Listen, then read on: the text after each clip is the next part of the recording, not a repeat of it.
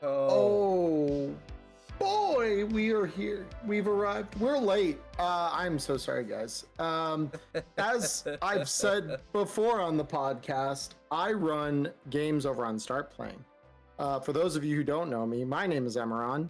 I do pro GM things and make Cyberpunk content on both Twitch and YouTube. And I'm Diamond Dust. I'm also a professional GM. I also produce Cyberpunk RED content on Twitch and YouTube as well. And, well, let's just say I've experienced this before in like one-shots, but I gotta say, Emmerron killed my Cyberpunk. Well, technically Mike Pondsmith killed my Cyberpunk character, but Emmerron was the weapon that made it happen. But my fixer did die for her ideals, so I think she died a very reputable death. Yep, single one-on-one duel against scum-ass fixer that honestly deserved to bite the dust, and both of them died like next to each other. It was honestly kind of wild. It was great.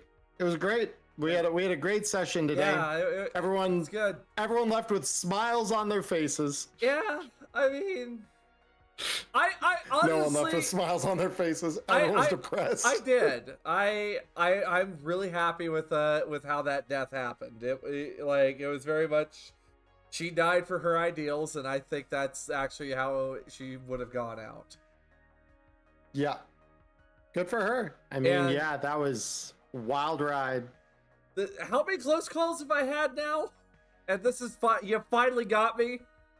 Well, you had one really close call. You've only been death saves once prior to this, but there was maybe one other that I'm not thinking of where like you got badly wounded or something.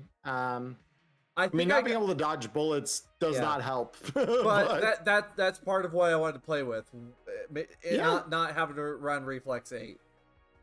No, so, totally fair. Yeah. Done the first mission of Hope Reborn. No. No, we're deep into Street Stories. Yeah. We're more than halfway through the book, I think, at this point. And they did a side gig. This is not part of the Street Stories mission directly. It's like, this is probably the most logical thing that like a GM will have to ad hoc into their Street Stories campaign is inevitably, if the party makes contact with Lowball, and those of you who don't know who Lowball is, I'll just leave it at GMs. If you know Tales of the Red Street Stories, you'll know when Lowball shows up. But with a name, if like your players Lowball. don't, if they don't side with Lowball or decide to do his dirty work, there is every chance that they will want to do something to him. My players were those players. They wanted to do something to him, so they hunted his ass down. They found him, and the Continental Brand security guard that was with him, and the fleet of Raffins that were going to take him out of the city. The players took care of his giant fucking muscle-bound Continental Brand's hustle, and Diamond's character Skimmer got into a one-on-one duel against Lowball, and Lowball got a couple lucky hits in, and that was that. But R.I.P. Yeah. And honestly, Prepper Jack, you guys just got through this gig, so Skimmer was not happy with the fact Lowball was throwing little edge runners into very dangerous situations that she only felt it was right to get rid of him one way or another. She wasn't wrong. It wasn't a bad play, but unfortunately their med tech was in the other combat. He went out with their nomad because he's like, oh, he'll be outnumbered. That'll be a problem. Shoot. You have Prepper Jack. Maybe I should change the name of my 6th Street ganger so that way we're not referencing Prepper Jack. Because I have a 6th Street lawman. Her name is Prepper, but that's just because she is like a porcupine. She's gonna be loaded with shit. Yeah, that's funny as fuck. I might need to find a different name. But with Street Stories aside, today we finally get to talk about it. So yeah, see how this is gonna be like one episode for YouTube. Emmerron, I'll go ahead Yes. and let you kick us off. What are we talking about today? So, as I think all of our listeners probably, if you play Cyberpunk Red, and this is not your first introduction to it this episode, you probably know that earlier this week, Hope Reborn finally hit the internet. Technically, last week the PDF hit the internet, so you could download it digital as of like last Friday. This week, though, it was supposed to be Tuesday, but I think it somehow got delayed to Wednesday for them to officially put the physical release live. But it is up now. You can buy copies of this. It is the newest adventure book from Artel Saurian Games. So this is Tales of the Red Hope Reborn. It is 6 adventures in a complete campaign, whereas Tales of the Red Street Stories is more 9 loosely connected, not really connected adventures, with the exception of 2 of them in the book. You have a full campaign in Hope Reborn. So the game starts at one point, ends at another point, and between the 2 points is a bunch of fixed timeline events, basically, with like just a little wiggle room on like what those resolve as things happen. So yeah, it's a lot of fun. I've yet to run it, but reading through it, I know this is going to be a good time. I put up my first impressions of it on Tuesday. So if you check out my channel, you'll see my first impressions there. Diamond, have you put up like a full impressions or review of it as of yet? Mine is right now in the works. Okay, got it. Yeah. So before long, we'll both have one up. But as of this episode being recorded on Thursday, the 17th of October, so far I have mine up. So if you want to check out what I thought of it, it'll be there. I'm aiming for mine because I'm taking like some extra time to like scour through it to just get a good look at everything. Sure. I'm aiming for late next week. I know it'll be a little past time, but oh well. It'll give us some time for like everything to cool down. Yeah, fair enough. But yeah, to start by burying the lead here, Diamond, what do you think of the book? What are your impressions of it so far? All right. So, looking at the book itself, it does a really good job of covering like all the different types of gigs that you could do in Cyberpunk, but also on top of that, if you've played through, the Cyberpunk Edge Runners mission kit and you want something that's just like a step up to where it is still something helpful for GMs, like run like a full campaign through the 2040s. Or if you want to go through the 2040s specifically, this is the place this is the one to go to. I think this is really good for newer GMs who are ready for like a full campaign. I will say though, GMs, especially if you're coming off the CEMK as your first exposure, this campaign is very much written for the time of the Red. Mm-hmm. So just understand that going in, if you're doing things like quick hacking and stuff like that, some of that may need balance. Like you may need to like do a little extra work to this book to make that stuff balance out, because it was not designed with the CEMK in mind. This was designed for Red, with Red's kind of tech considerations and all of that. I see this as a great way for GMs who want to go to the time of the Red and get away from the time of the 2070s. This is a good place to go to. I would agree. I think that if you're going to start anywhere with the time of the Red, I would say this is definitely not a bad place to start. I still might advocate doing like Red Chrome Cargo Yes. As like your first foray in, just because that'll get you more used to Actually, or like refresh you on what the red looks like. But Red other Chrome than that- Cargo would be a great like ahead of time actually for this one. Because Militech Catalyst, thank you for the follow. ah, I'm wondering where that came from.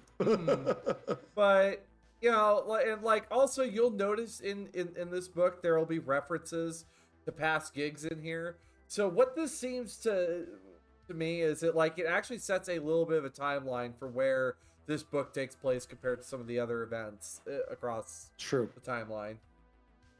Yeah.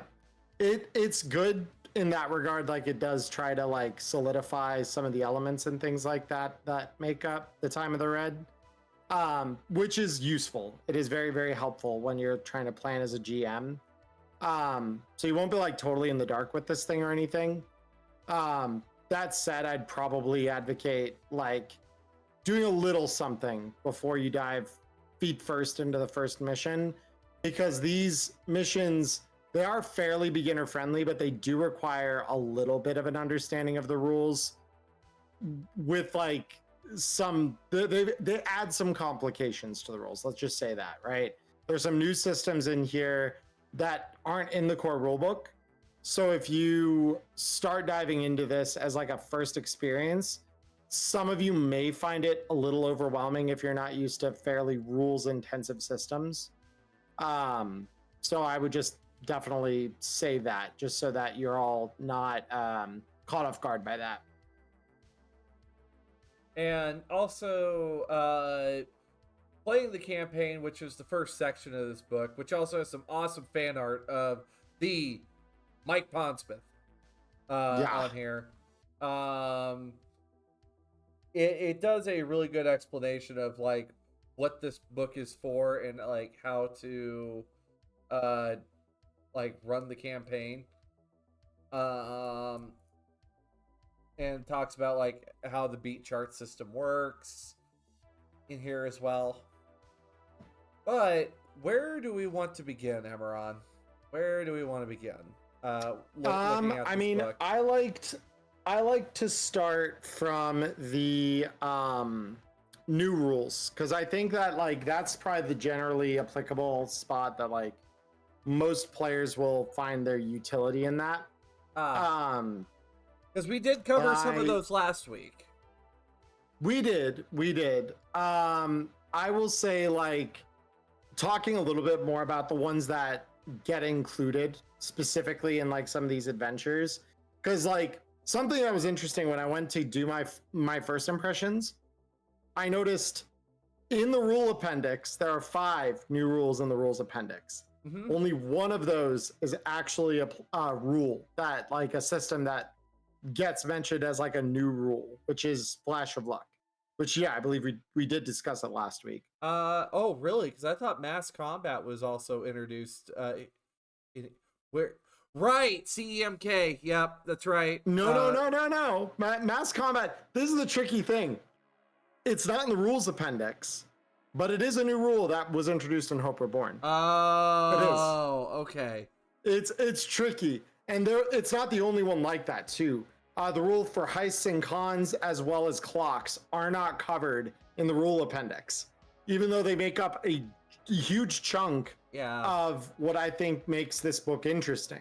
So that is kind of the wild thing. Like, we have clocks, we have mass combat, and we have cons and heists, which those two run on a roughly equal rule set, with just a little bit of difference between them. But I guess let's talk about the through line as well, because that's something I actively avoided talking about my first impressions. So Diamond, what is the campaign through line in Hope Reborn? Why is it called Hope Reborn?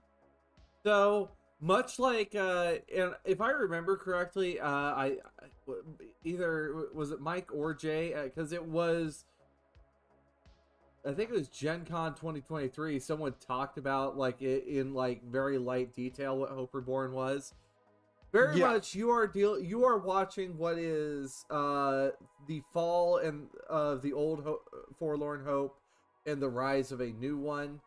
However, you are involved with the inner workings of getting things from point A to point B. Yeah. And also, you may or may not be also solving other problems along the way. Yep. I mean, that's a pretty solid rundown. I think that like the first mission is really unassuming too when it starts off. It like is. it's not it's like any other. That's why I say, like, if you do Red Chrome Cargo before this, it's going to be an interesting entry point for Hope Reborn. Because the enemies you fight are the same between that and the first mission in Hope Reborn. But then it takes a left turn, like a hard left turn. Clock gets brought in right away. Things are on fire. People need help. You need rescuing some of them. And It's a lot. there's decisions to be made in order to Yes. save everyone as well. Yep. It's tough. It's really tough. So it's one of those that I think, like, those of you who are interested in seeing how to like write some interesting complications and some generally like pretty well thought out like through line as to like how to move a campaign from like an intro to a pretty solid conclusion. I think you're going to find a lot in this book that kind of helps with that. I think it provides a really good template for writing your own campaigns and like doing that justice.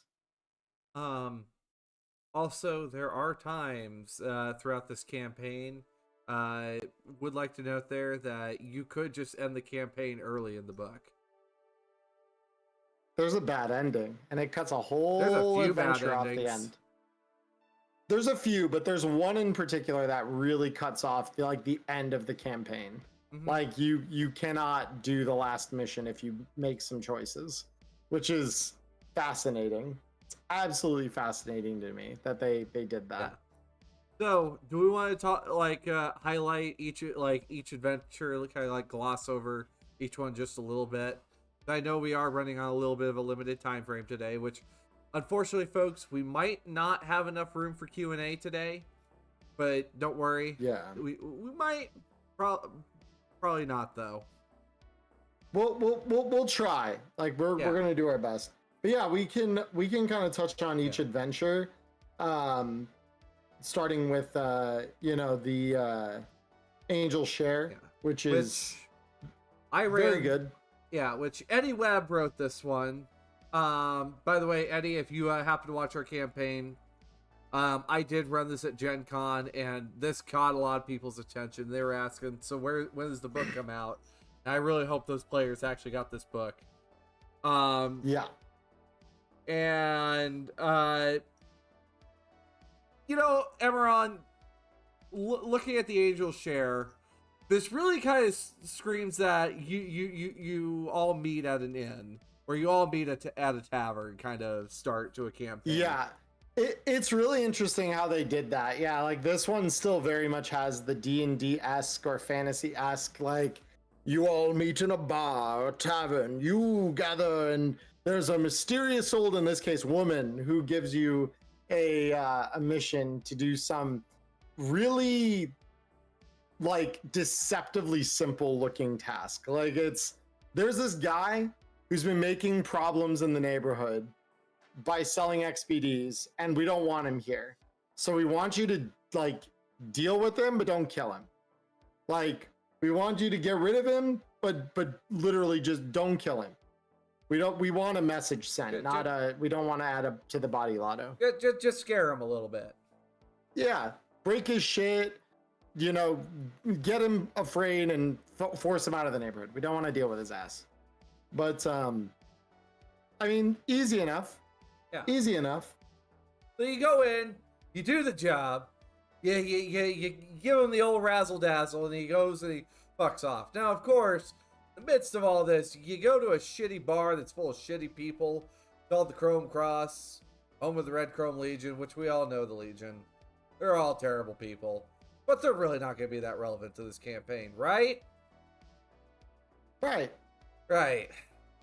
Right. Absolutely. Never. And, you know, you go in, you do the job, and for those of you guys who may have been at Gen Con, you may have heard what sounds like us trying to simulate loud explosions.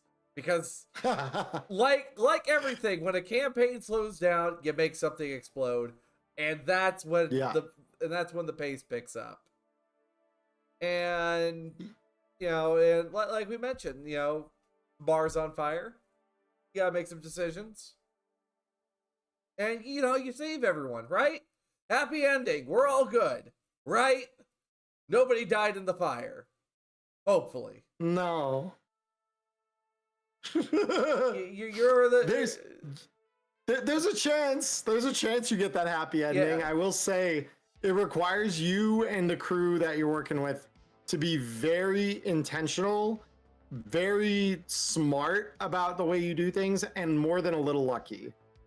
It's not easy to get away from this mission with 0 casualties. Oh yeah. And bear in mind, that's not just players. That's like NPCs, important ones. Surprisingly, I didn't have anyone die during the playthroughs, and they were using the base characters for this, like but... you can do it. It's not like it's impossible, but it's definitely like you've got to be on your game. You've got to do things like right. Work smarter, not harder, and use whatever resources you have at hand.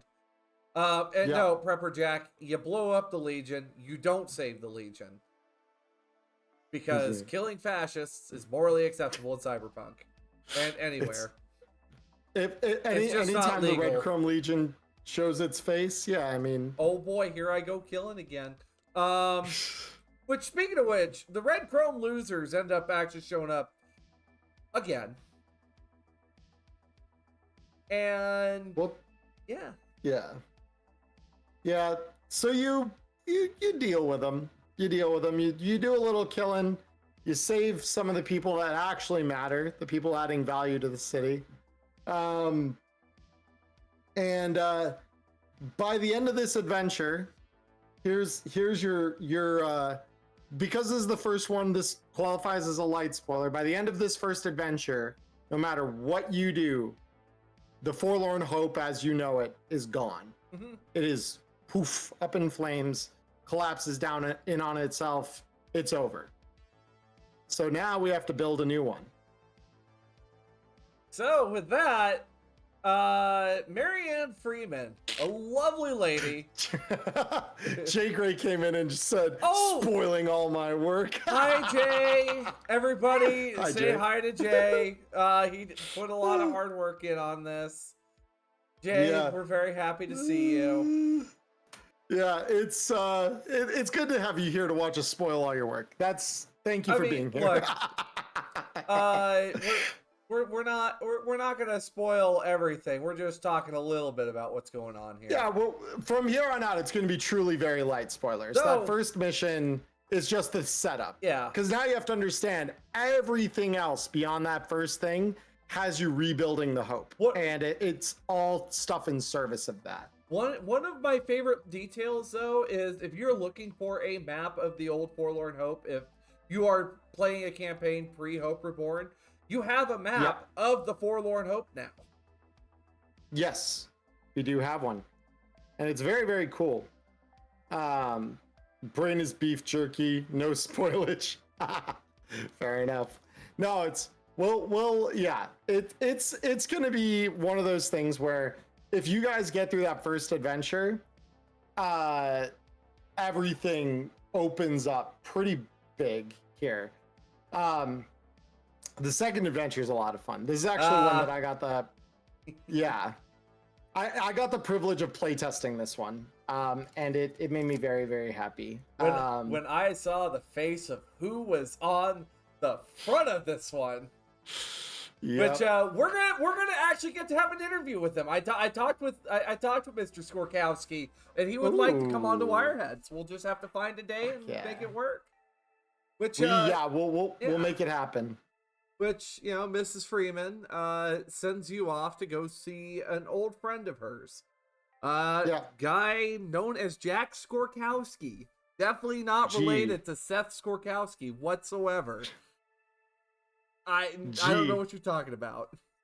Yeah, we don't know anything about this guy. It's total random. Like, whoopsie days. Oh, look, Jay Gray has been subscribed to your channel. yeah, thank you, Prepper Jack, for the gift for Jay. Thank you.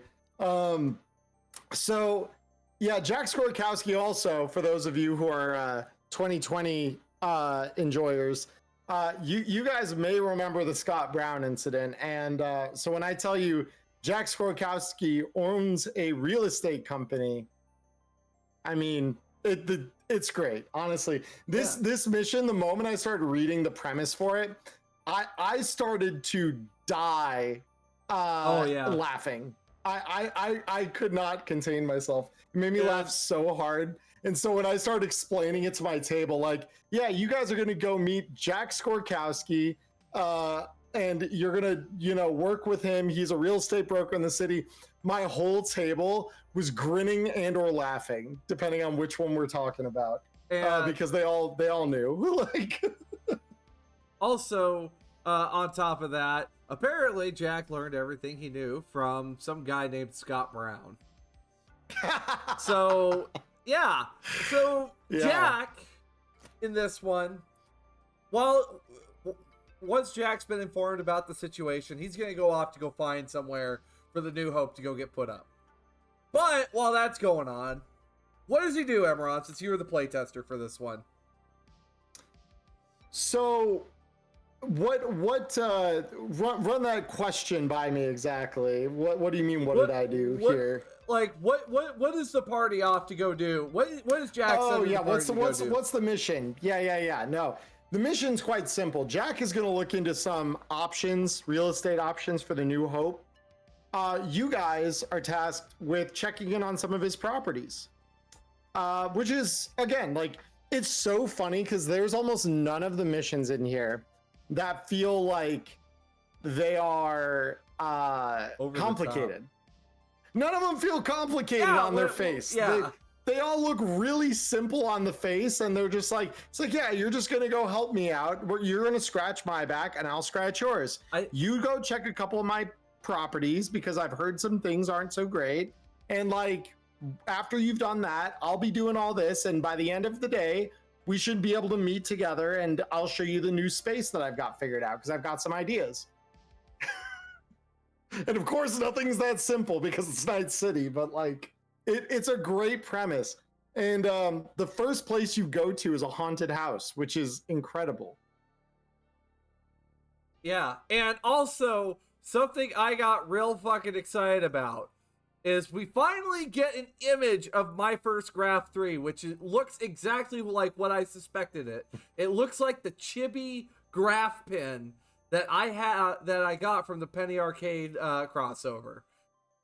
Yeah. So yeah, we finally get a little look at what the My First Graph 3 looks like, and now I understand why they gave it combat stats so long ago.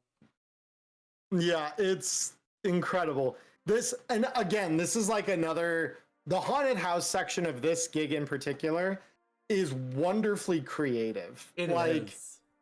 You guys are, I'm not going to spoil anything about what's in there, but like, the Graph 3 makes an appearance. I'm not going to say what it does, but it makes an appearance, and oh my god, it's so good. It's so good. So cute.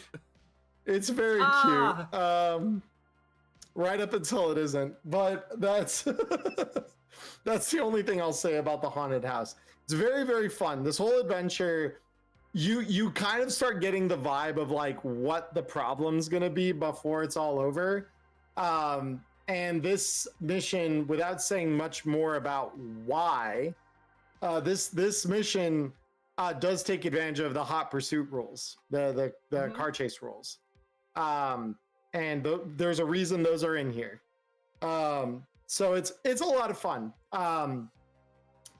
But by the end of the mission, Jack's got he's got a place for the new Forlorn Hope. He's got the real estate figured out. Also on top of that, you get to see some locations that were even mentioned in the data pack. Like I am so happy to see that they're pulling stuff from like the data pack for this as well. And also you get to deal with other big players throughout these missions as well. Yeah. No, there's a lot of really interesting stuff, I think, when it comes to, like you said, pulling locations at NPCs that like we've heard about between either the data pack or the core rulebook, and just seeing them finally brought forward and like made into a, like, you now have a thing, you reach out and touch it and like interact with it. You have some of the main people there. Like, it's all getting fleshed out in a way that's like very much in service of the world and making it feel more alive. So I'm a big fan of that. And also, I feel like this, like each mission really leans heavily towards it, like really allows like certain like groupings of players to really shine. Like there'll be room for the combative players. There'll be room for the faces and paper pushers, and of course also that for your tech and net junkies as well. Yeah. No, and it's really fun. So when we went through this mission at my playtest table, one of my friends was playing a netrunner by the name of Spirit Box, who is like a little bit off kilter. So the whole time she's like, yeah, guys, can you hear them? Oh, can you hear them talking to us? And it was in the haunted house where there's like actual speakers in the place. She's like, I think the spirits are trying to talk to us and tell us something. And they're like, no, that's a fucking speaker. No, I can hear them. Yeah, so can the rest of us. You're all psychic. Like, it's great. So this mission's a lot of fun. If you lean into like some of those aspects of it, it can be really fun. I also appreciate that they do give Seth Skorkowski this hat tip with the whole Scott Brown incident again. Like, we get it in the core book, but I'm glad to see it come back around again.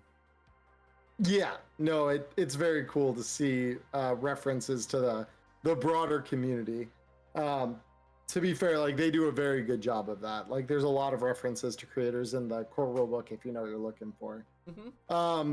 We should also probably mention real quick, just so that everyone kind of has an idea. Yeah. The Angels share, just to go briefly back, because I want to talk about this for all of them. The runtime expected for the Angel share is about 4 to 6 hours. For Real Estate Rumble, it's about 6 to 8. So like we're somewhere between 10 and 14 hours by the time you reach the end of the second adventure. Also, Real Estate Rumble was written by Paris Aerosmith and Tracy Hearn. Very, very good. Like, I think those two have been on the team for a while writing, and I think they did a very good job with this, with Real Estate Rumble. Yeah, like it's been fun to reread this now, like in the full release, because playtesting, nothing's final. So it's cool to see how some of the things we tested, like looking at the things that are here in release, I can see some of the feedback that we were giving at the time and how it applied, and it's turned out really well. I think that it turned out really nicely. All right. So from there, so like I said, the story has kind of led us. We now have a spot for the New Hope. So we come to the third mission, Welcome to the Neighborhood, by Linda Evans. Some of you may know her online as Druddercup. She is incredibly talented. She wrote one hell of a gig here too. It's really well put together. It's going to take you 8 to 10 hours. And rather than it being one solid gig where there's like a clear through line from start to finish, this is one of those that I was talking about at the start, where there is a little bit of the middle here where you can do things in a mixed order. And Welcome to the Neighborhood has you doing 5 different jobs and then wrapping it up with a finale. And each of those 5 jobs has its own beat chart in here, which is crazy. It's actually insane to see how this thing comes together. But all of these gigs are their own little self-contained pieces of the new neighborhood that the New Hope is going to be in. And you're both solving some of the problems here as well as getting to know the people that live here. And it's incredible. I really love how this is put together. And also on top of that, with Welcome to the Neighborhood, it introduces a new locale for players to actually settle at as well. You get a new cube hotel, you get a new cargo container park. I'm trying to think what other living situations. I think there's a new Conapt or 2 here as well. I think Conapt and studio apartment as well. I think there's a high-end Conapt as well somewhere here. Yeah, I think so. Let's see. But yeah, let's see. Yeah. Let's see. The one thing about this, though, while Diamond looks into that, apartments and upscale Conapts. Yep. So, like, the other thing that's notable about this is that you only get group IP once in this little subsection of the book. So you get your group IP after you've completed all 5 of the main gigs for this section. So you do get, you get given IP that is, going to be player based up to that point, which is fine, honestly. Like, there's nothing wrong with that. And that's mostly important simply because HQs exist now. So the group IP, you only get one batch of HQ qualifying IP for this. But the rest of it, I mean, you can spend a while here, I think. Yeah. Because most of these are like quite a few beats. Well, I mean, looking at each job, you could probably get each job done per session. One or two of them might require 2 sessions. Yeah. Like, I would say that's yeah, because, like, let's see, that's 1, 2, 3, 4, 5. 1, 2, 3, 4, 5. Yeah. I counted 1, 2, 3, 4, 5. Yeah. So, like, 5 beats, 5 beats, 6 beats, 4 beats, and then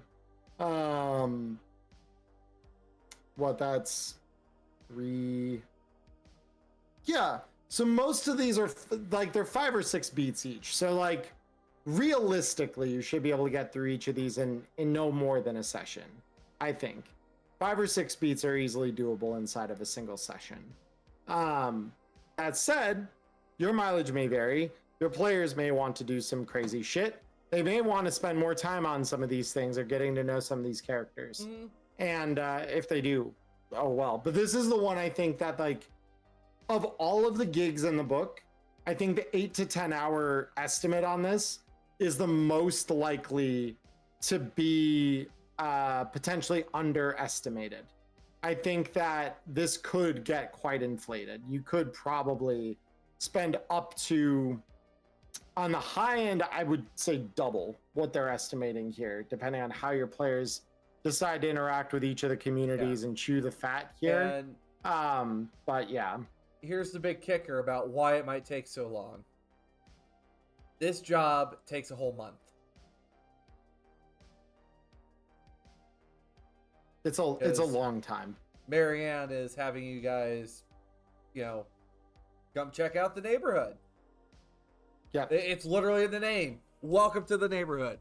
And also, like, whoever drew the Saga Mackenzie. I love the aesthetic that you used for the Woodland Park map. Love it. Yes. And It's also, very, very well done. I guess just to clarify where Woodland Park would be, it is actually, I think Rob Barefoot actually went out and looked for it with some tools on Cyberpunk 2077. Yeah, because it's on the edge of Night City on the border of New It's Westbrook by the and North Dinolar Haywood. campus. Yep. All right. So, with that out of the way, you get in, you're settling down, and you find that maybe the place is a good place to settle in. Also, one of the other things that I'm super excited for, Chasing the Rabbit is featured in here. You get to do some roller derby, and You do. also you get to meet some very interesting folks. I'll say this with absolutely no context. Nana and Pop Pop are fantastic. That made me happy to see them. Oh, I was yeah. like, yes, I love it. Two old hippies.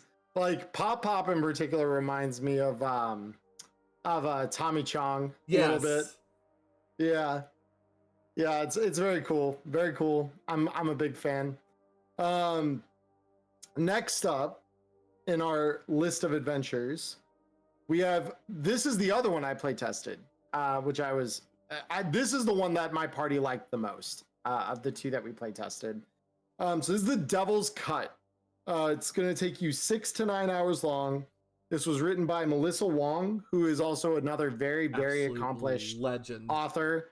Yeah, she's very, very good at what she does. Everything she works on is very, very high quality. And this is probably, in some ways, the beat chart for this looks the most straightforward, but it is the most variable mission, I think, in this entire book. It's pretty insane because you know how we talked about at the start that there are some embedded rules that didn't make the rule appendix. This is where heists come into play in a big, big way. And so there's a development just here called doing a heist. And you literally are going to just do things to prepare for a heist. And so that takes a lot of different positions, a lot of different steps. And this was where one of my players played a med tech, and she's like, I want to play like an old, heavy Eastern accented school nurse. Her name is going to be Olga. She's a med tech. And I'm like, I love it. Please let me see what Olga's capable of. Olga's solution to this was to brew laxatives, and the party heisted by slipping laxative into all of the drinks the night of the party. Because the goal of this is you need to get some booze for the new Forlorn Hope. So what do? You steal it from a giant liquor bank, which is great. And not just any liquor bank. You're sticking it to a corporation in the midst of all this as well. But it's true. My so question, by Continental.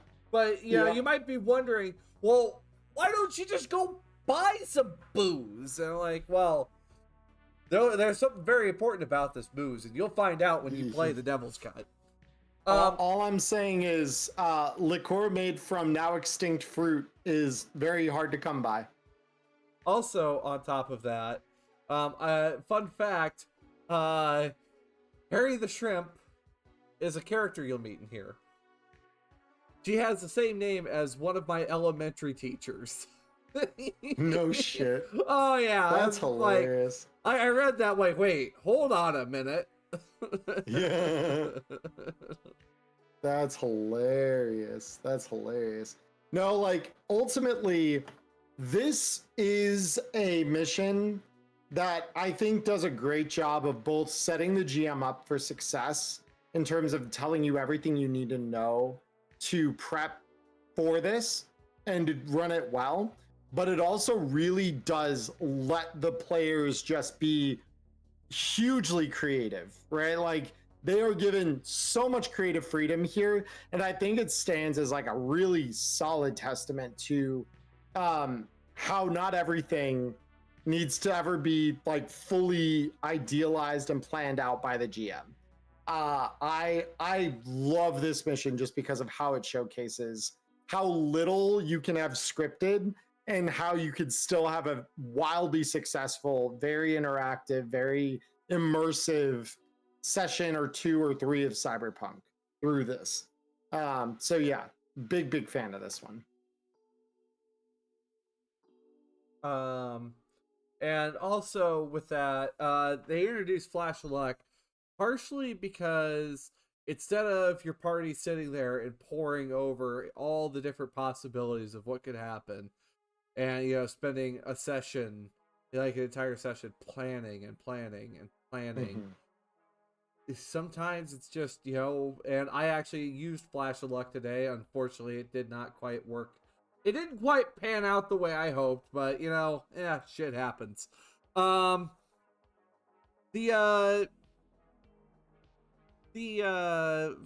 things that can happen in here, you could just simply use luck to if you're a really lucky character, you could possibly make some really, really wild shit happen for the right price. Yeah.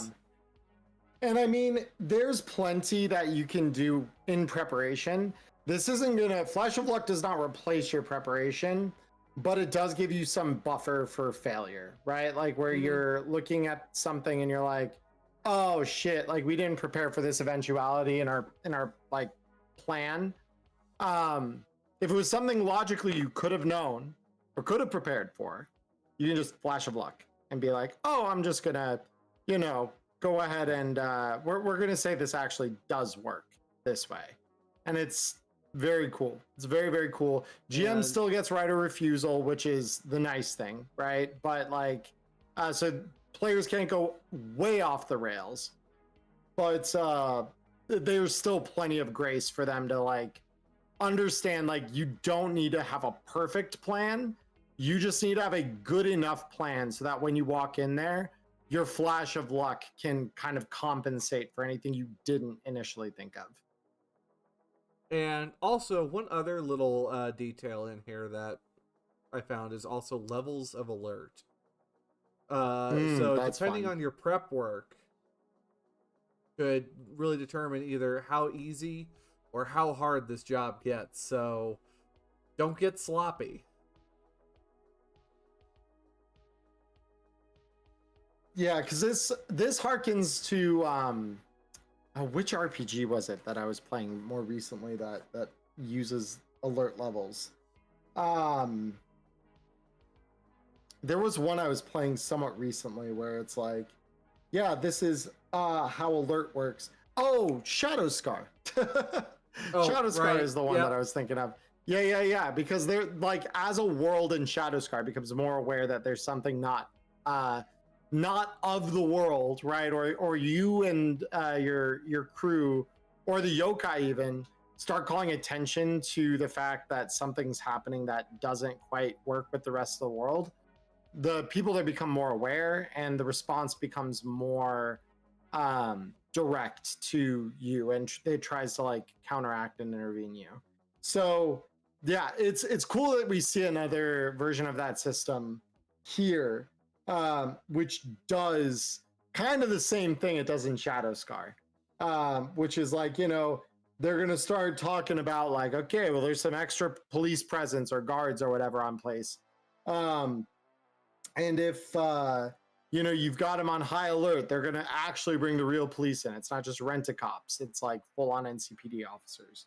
So it's important that you get as much of it right as possible. In your prep, you're going to be thinking a bit about like, hey, I want to, not arouse suspicion that we're going to do something very illegal here. Like we need to be mindful and kind of walk it in, like to see where the things are, where the security is, like, and if you're smart about it, you can avoid arousing suspicion until it's already too late. Like it's gonna be too late for them to do anything about it. And also, on top of that, they also make some They also do make some different accommodations, especially if you're with certain factions in the city. Mm-hmm. Like they take Yes. into consideration.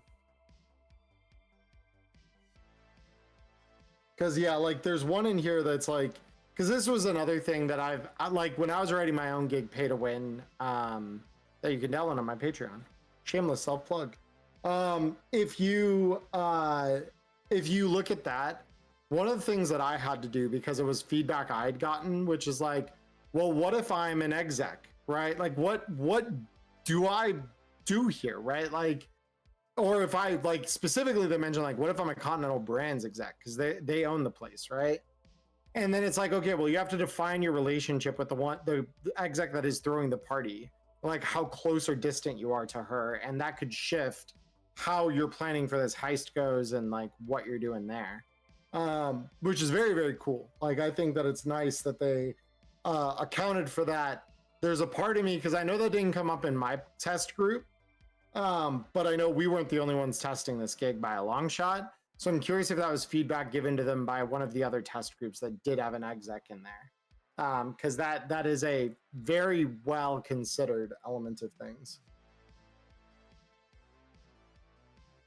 And then finally, this is also one of those jobs where your payout might be impacted depending on how well you do. Yep. They want you to get a certain number of bottles out, so you need to grab as many as you can, basically.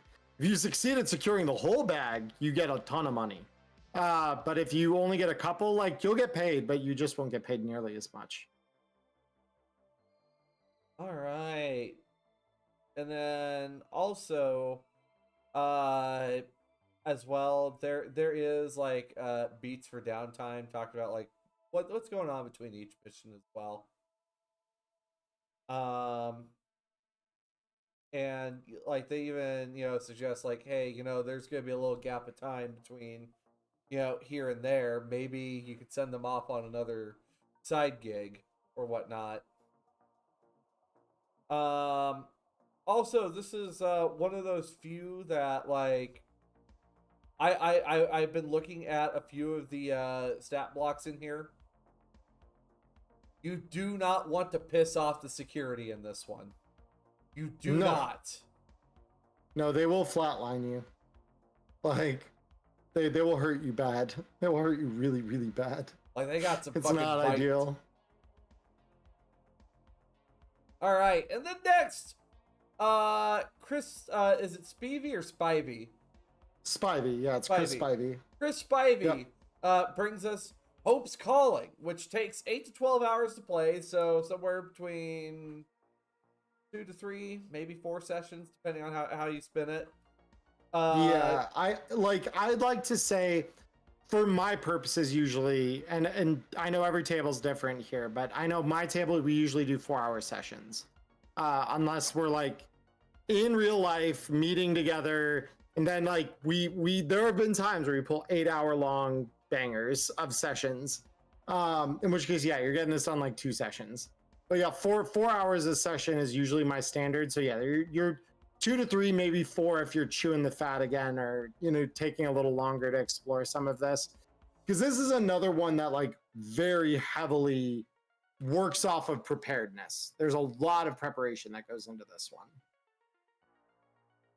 And also, there is like chances you might open up some different windows of opportunity, and also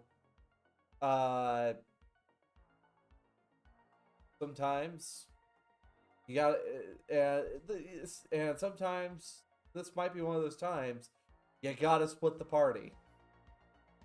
Yep. And in this one, it's a little less painful. Yeah. That this one, splitting the party is not nearly as detrimental as it can be in some other sessions. Mostly because the lead up to the end of this one is a lot of like cross-checking things and doing a lot of technical work, stuff that you'd normally do during like downtime, right? It's project work. It's not as much like going after and trying to flatline people. That's not super like there's elements of it where you do that in this session, but it's definitely not as like you have to go out of your way to kill someone and that's the main point of the mission. There's a lot more of like making sure everything is secured and is not basically you're just trying to prevent a party from getting crashed in this one. Yep. That's the central conceit. As they put it, you're being hired as a knockaround crew for this. So Yep.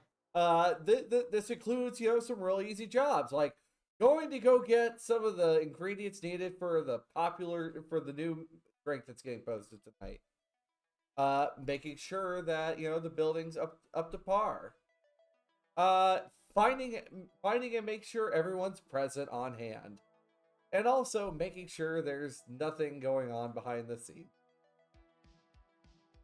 Yeah, just good stuff like that. There's a great quote right at the start of this one that I think is like beautifully emblematic. It's what could possibly go wrong? Every fucking thing. And it's like, yes. I love it. Yeah, and what could go wrong? Everything. Absolutely fucking everything. And you get a new map. And so you're there to make sure nothing goes wrong. You get a map. Oh, I'm sorry. What was that? You get a map of the new Forlorn Hope that shows up in here, much bigger, much more spacious, and also on top of that, there's also one other side mission you're kind of doing throughout the entirety of this on behalf of the band's front person, Gray Steel. You'll learn more about that in mission 2. Yeah. There's a lot of in every mission here for this whole campaign. They're up to this one. Like this is the last one I think where it really applies. But there's actually like a side quest that you can be doing for Grace throughout like missions 2 through 5, which is very cool. But yeah, we won't talk too much about it because it does lean a little heavier into spoilers. But highly recommend looking at that. So. This job, of course, you are put up against the clock again, like when you were at the original Forlorn Hope. That clock being, much shorter, saving everyone. This clock, you start off. Your job starts at noon, and it goes all the way. Like all the shit you gotta do for the party tonight, it is from like. Noon to 9 p.m. You got to get it done. Yep. And it's, there's a lot. There's a lot that can go wrong. And it can turn into some very, very interesting stuff. So I love this. I think that this is great.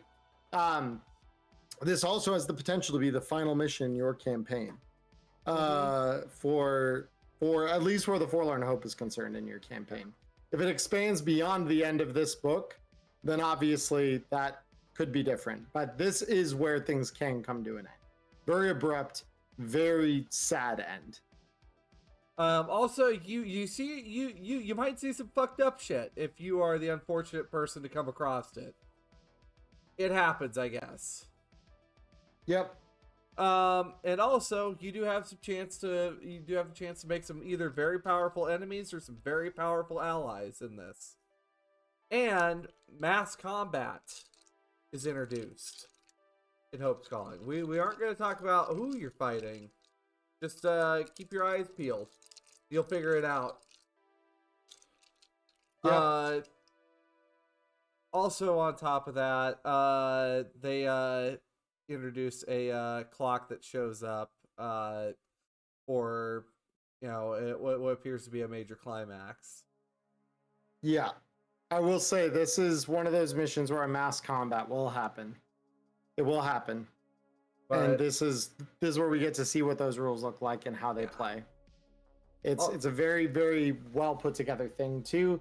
Highly recommend, even if you're not going to run the book, GMs, this is one of those missions that I'd read over. and like understand how things work, because mass combat, I've already used it twice since this book came out, and it's very good. It's a very good system.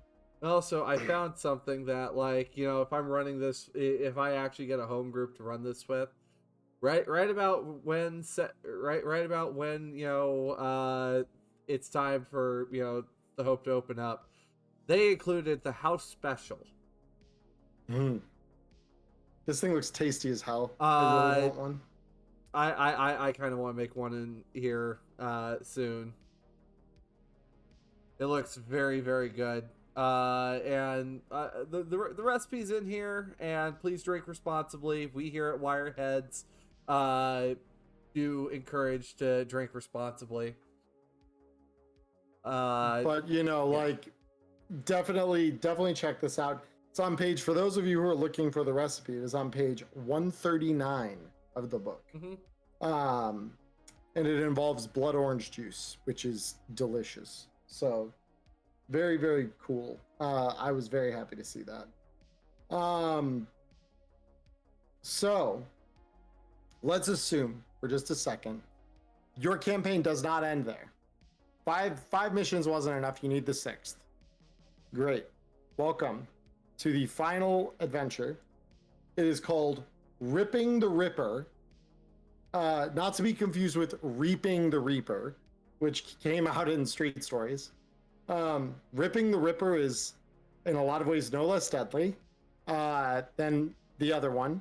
It is estimated to take you 6 to 8 hours, so probably about 2 sessions worth, and was written by Francis Stewart. And this is scary. Fucking crazy. This thing is scary. Its beat chart is a mile long,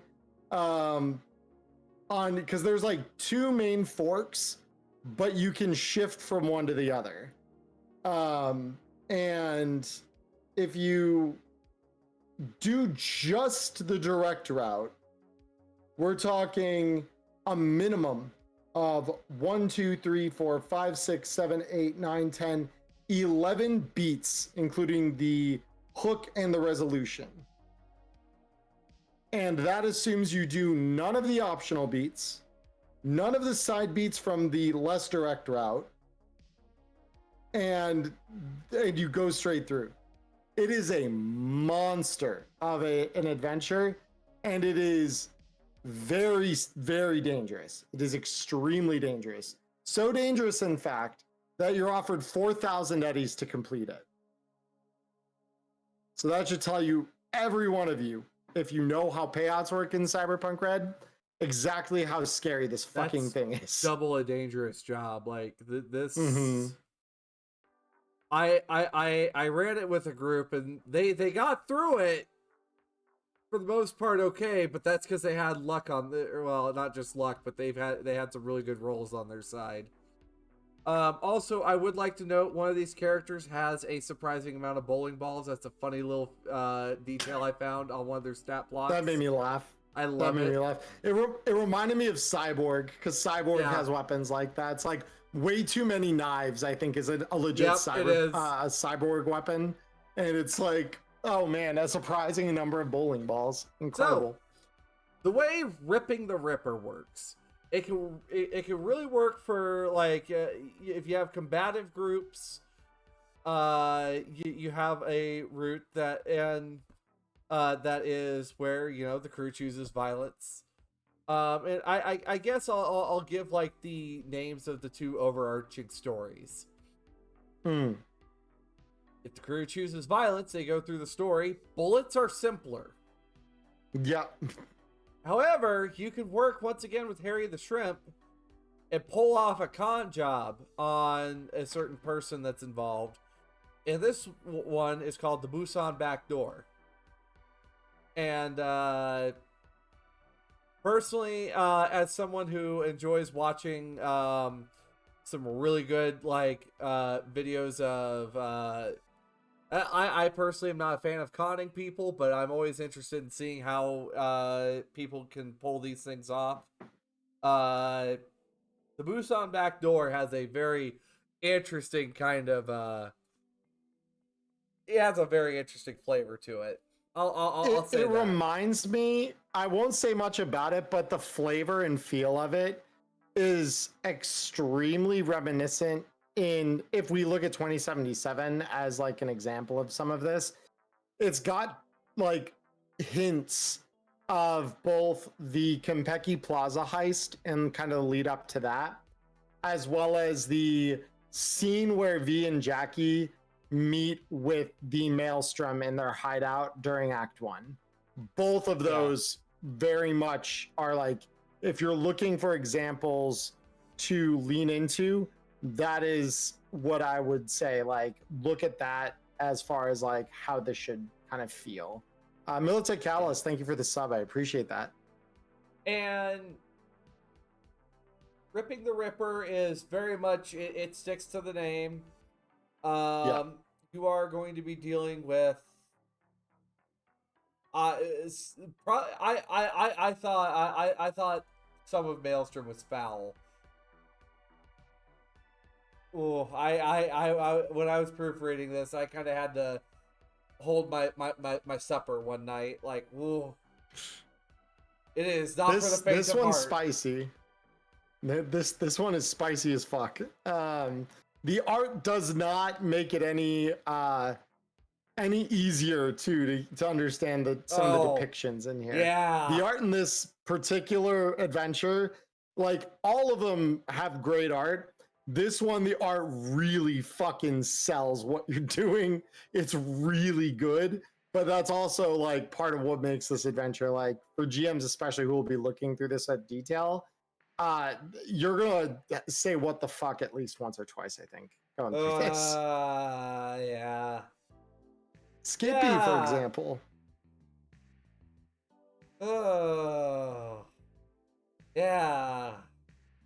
Yeah. Mm-hmm. Yeah. Uh-huh. We'll leave it at that. But also, on top of that,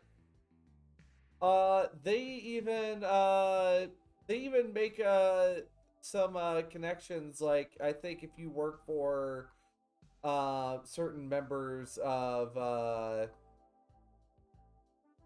if you work for certain members of the group involved, you could actually have some extra legs added to this campaign. Yeah. I mean, the way that the campaign ends is definitely very open-ended. Like, in terms of like, what do we do next? It is. So like, obviously you can just run and end it like right after the 6th mission and be like completely happy. And it's a very satisfying conclusion. There's nothing wrong with that. However, if you want to continue it on, it's very open-ended. Like, you can do a ton launching off from this point. It's very much kind of one of those, you get to the end of the expansion of an MMO, it's just like, all right, so we wait till the next update. Yeah. Yeah. No, I mean, not even that so much as like it's more like, I think of it more like the South Park episode where they're all playing World of Warcraft and they finally get to the end. Like, so what do we do now? Now we can play the game. And it's like, and we can continue playing the game. It's like, yeah, it's very cool though. It does a very good job keeping things fairly street level. The only maybe slight exception to this is that the tail end of Ripping the Ripper, there's some stuff in here that can kind of, like, it's not like it leaves the street, but there's some shit that gets involved that's very, very not street level. Oh yeah. It's very, very spooky. There are 2 pieces of new cyberware, or not new cyberware, new gear in general in this book. One of them shows up in Adventure 1, the other shows up in Adventure 6. And the first one is like, oh yeah, that makes sense. For those of you wondering, it's a fire extinguisher. And number 6 has a 50-50 chance of showing up depending on your party composition. Well, it's party composition and how nice your GM is feeling. If your GM's nice, you might not see it. I am not a nice GM in this regard. I would run this even if my party wasn't ready for it. I want to, because I'd want to use it, man. It's such a cool bit of cyberware that they throw it at the end here. I'm like, come on, you can't throw that in there and say, GMs, if your players aren't ready, be nice, play the other one. And it's no. I want to run that big spooky one that takes half a page to explain what it does. I want that. It's very cool though. This whole adventure is very, very, very cool. There's a lot of cool stuff to do and see in here. And one of the big things that I want to mention, because in the end of this one, it's really applicable, but in all of them, actually, it's a nice little addition. The condensed info cards for both NPCs and in-place defenses. Both of those being condensed down into quarter sheet or less cards. Super nice. Oh, absolutely. Super nice. Massive props to Artal for like making that happen. Like, Jay, if you're still watching us at this point, very, very, very good job on those. Because that was one of the bigger frustrations I know that my IRL group would run into, is like you'd be printing off like 8 pages in some cases of like stat blocks for things because all of them took like half a page. Whereas now it's like, I need to print the in-place defenses for one of these adventures. 9 times out of 10, all the in-place defenses or vehicles are like on a single page for a single adventure. Just so much nicer. So very good job. Big kudos to you guys for doing that. Oh. But with that, we've reached the end of the kind of the through line. If you want to hear our thoughts on the rules beyond kind of what we briefly discussed in this one tonight, that'll be last week's episode. I believe that was the front of last week's episode. Because I think we talked about your new friend, or your new best friend. I think was the second half. So look to your new best friend Diamonds. was the first half of last episode because it was an even. It was. God, okay, so Hope Reborn's rules, that would be my half of last week's episode. So if you're on YouTube, go to my channel to watch it. Otherwise, it's the second half of the episode on Spotify. Also, the artwork throughout the book, it's fantastic. It is so good. Big fan. Big fan. Like when I'm looking at like all the, because they decided to go with like multiple different types of artwork. And it, to me, it feels like we're looking at like this story through the lenses of many different people. Well, and I think like I said this in my review as well. Like, I think there are very few pieces of artwork. There's like 1 or 2 in here that didn't really land with me, but like the vast majority of the artwork in this book is very well made. Like, it's extremely well done, regardless of the style it's in. I think that I think everyone's gonna look at the artwork in this book and say, oh yeah, like 2, maybe 1 or 2 of these are and then like the rest are very, very good. But I think on that note, I didn't have any questions come up, and Emmerron, I know you have a hard cap coming up here pretty soon, so yeah. But let me see. Let's see if we had anything left over in Q&A, because I think, okay, no, yeah, those Q&As are all old, so nothing new there. Chat, now's your opportunity. Speak now or forever hold your peace. We've got about 20 minutes left here before I have to go, because I'm gonna go chase the comet tonight, and I think that is being that this thing won't be around for another 30,000 years. I'm not likely to live to see it again, so I want to go see it while I have the opportunity. With that said, if you have a question, chat, now is your opportunity. Throw it in. As always, guys. Not with that attitude. Hey, look, I said not likely. There's a difference. I didn't say it's impossible. I said it's improbable.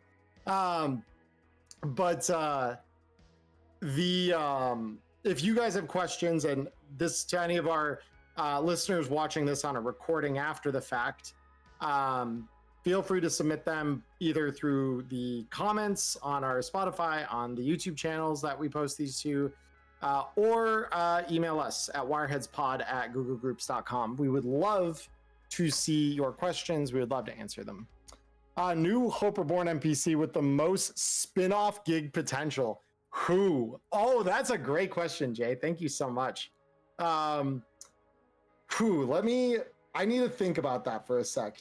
Diamond, if you have any great answers for that, please, I would love to hear them. But I hope Reborn NPC with the ooh. who has the most spin-off potential in this book?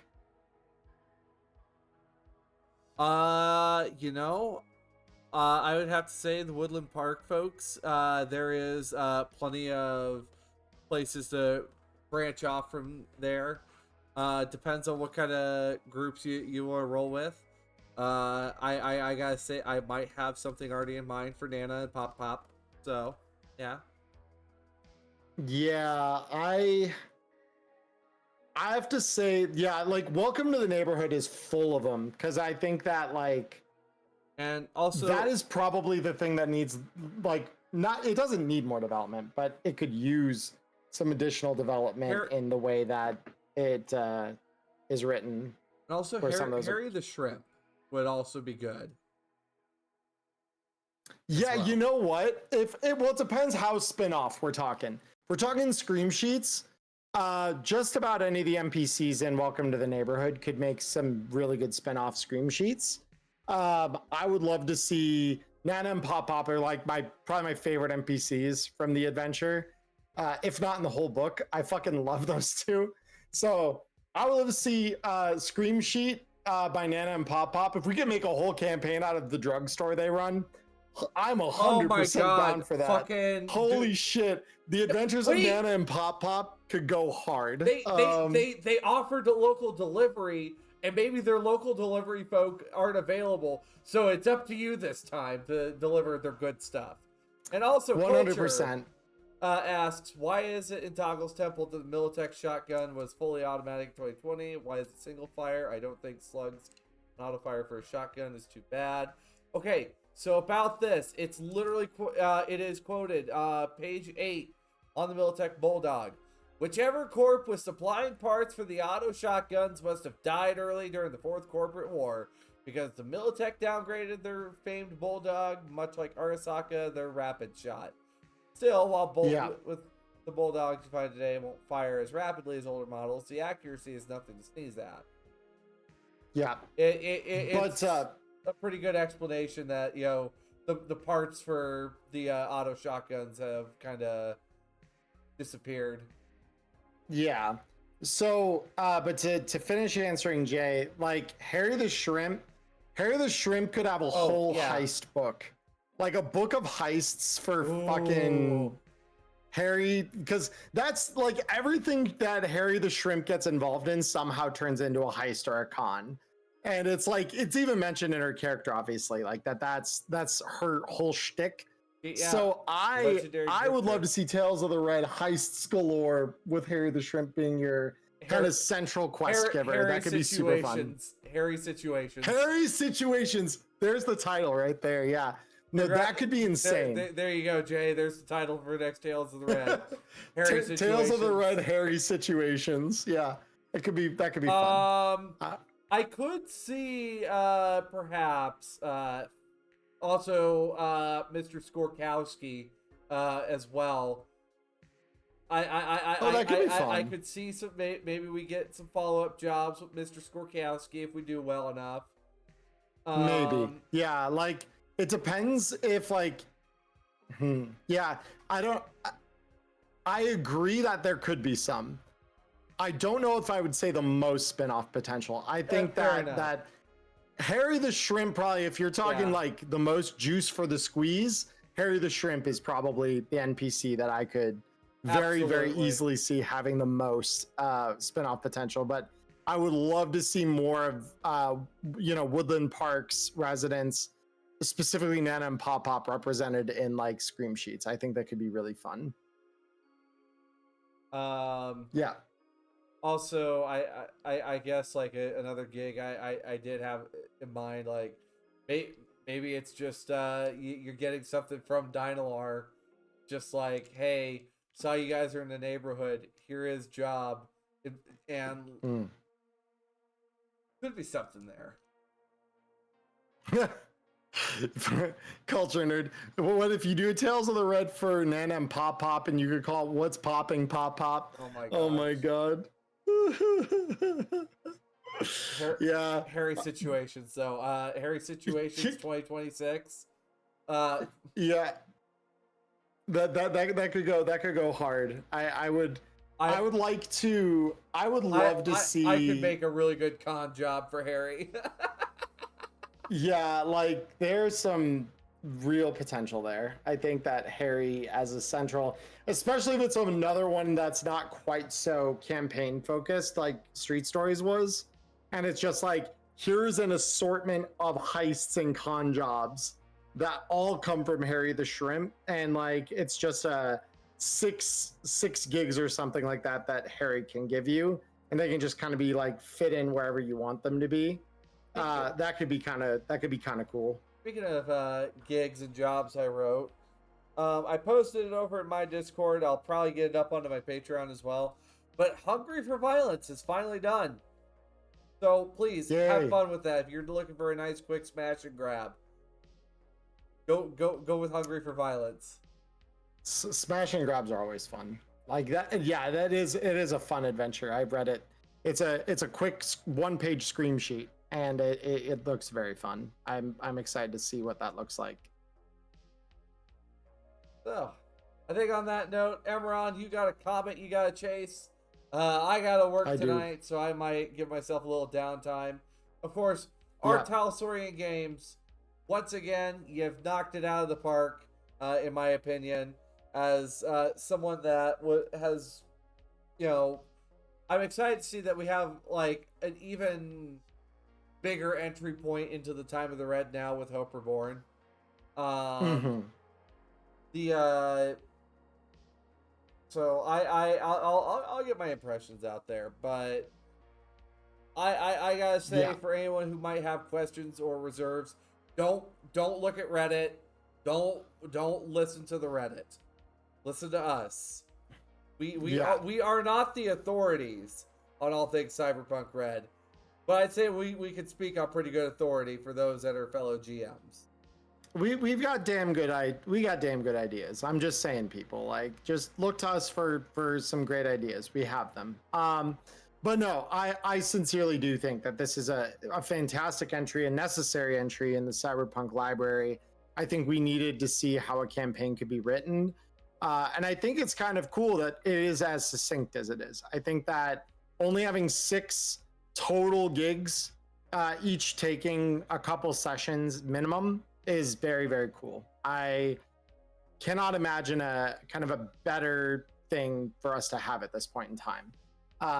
And knowing that some of the next books we're going to be getting are more lore focused anyways, this is definitely going to only help, because like now we have a campaign, then we'll get like the setting book coming out here in not the too near future from what I've understood. It's still going to probably be a ways off, but we have the Night City 2045 source book coming out sometime soon. So I'm excited to see what that ends up evolving into in terms of kind of how we can link together with some of the other stuff. But yeah, definitely check out Hope Reborn. $20 on Drive to RPG for a PDF copy of it. Also, one other note I saw here from Valkyrie, she DM'd this. I was so tempted to yell "Hi, Jay" from my office door. Okay, so my girlfriend says hello. All right, but yeah. On that note, then, any last words from you? Nope.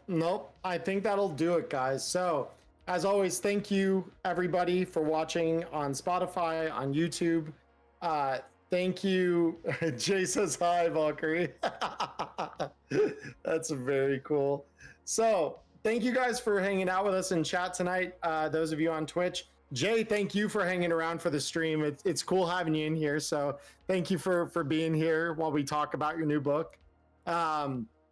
Everyone who's watching later on YouTube and Spotify, thank you all so much for being with us as well. As always, my name is Emmerron. And I'm Diamond Dust. And we hope you have a wonderful morning, evening, or afternoon wherever you're in the world. Stay healthy, stay safe. And until next time, guys, peace. We will see you all later. Bye.